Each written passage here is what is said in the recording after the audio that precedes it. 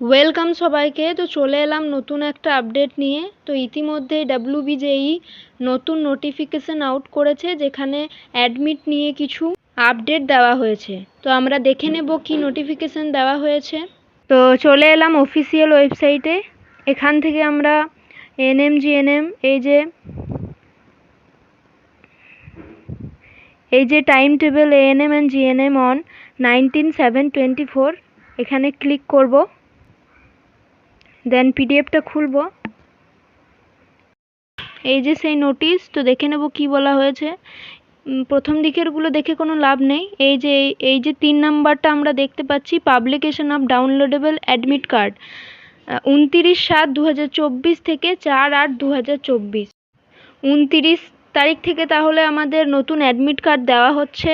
তো আমাদের এখানে কোশ্চেন হচ্ছে যে আমাদের কি সেন্টারগুলো একই থাকবে নাকি আলাদা হবে। তো যেহেতু নতুন করে অ্যাডমিট কার্ড দেওয়া হচ্ছে, সেহেতু চেঞ্জ হতেই পারে।